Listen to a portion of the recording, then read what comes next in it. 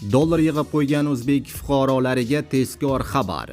Hayit bayramidan so'ng O'zbekistonda dollar kursida keskin o'zgarish bo'ldi. Fuqarolar tezda xabardor bo'ling. Assalomu alaykum, hurmatli tomoshabinlar. O'zbekiston va jahonda sodir bo'layotgan eng so'nggi va dolzarb xabarlarni o'tkazib yubormaslik uchun hoziroq like tugmachasini bosib qo'yishni unutmang. Like bosganlar video oxirida 50 ming so'm egasi bo'lasiz. Diqqat qiling, Markaziy bank xorijiy valyutalarning o'zbek so'miga nisbatan 30-may kuni amalda bo'ladigan yangi qiymatini belgiladi.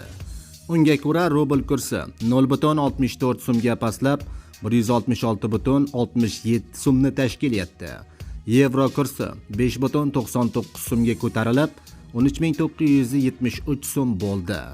AQSh dollarining kursi 4.11 so'mga oshib 12 ming so'mni tashkil qildi, deyiladi xabarda.